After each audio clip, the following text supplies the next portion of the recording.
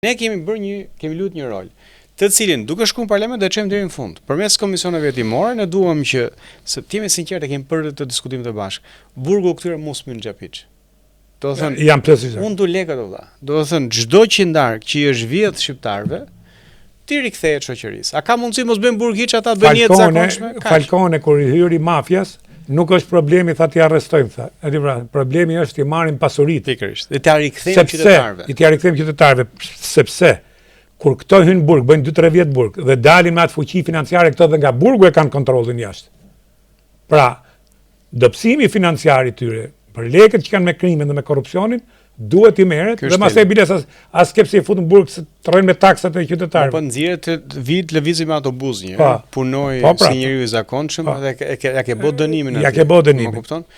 Por që të ndodhi kjo ne duhet që ta çojmë deri në fund të proces dhe në parlament unë besoj që ne do ta lëmë të rol me komisione hetimore, me projekt ligje të ndryshme, të cilat synojnë rikthimin e pasurisë që është vjedh. Kështu që dua të them që ky është roli që ne kemi luajtur në këtë shoqëri, në këtë kontekst. Duke pas reformën drejtësie aty për hir të amerikanëve, që tani ta pranojmë këtë fakt, se ka bërë as Rama as Berisha. Ata janë detyruar me një këmbë që ta votojnë. Dhe çka kam unë rast interesant që është për të studiuar në fakt, është votimi i ligjit për dekriminalizimin. Pra një 6 deputet që ishin me vepra penale, që e dinin që ky ligj do t'i nxirrte nga parlamenti, shku ngritën dorën. Pra kaq kupton ti se kush i detyron ata njerëz të votojnë. U morën për veshje, u çuan atje dhe votuan. Ata njerëz që ngritën dorën edhe kapaciteti i tyre, kualiteti i tyre. Jo e din ata, e din. Shiko, e di pse e dinin se ata votuan ligjin për dekriminalizimin, në një orë më vonë dhan dorëheqjen. Pra e dinin ata që po votonin fundin e mandatit vet. Por i kapën për veshje dhe i çuan. Se ne e dim, tani kjo është stadi i zhvillimit të Shqipërisë. Megjithatë që partnerët tanë ndërkombëtar shpesh me kërbaç na detyrojnë bëjmë ca gjëra që popullin fatkeqësisht nuk i detyron dot qeveritarët që ta bëjnë.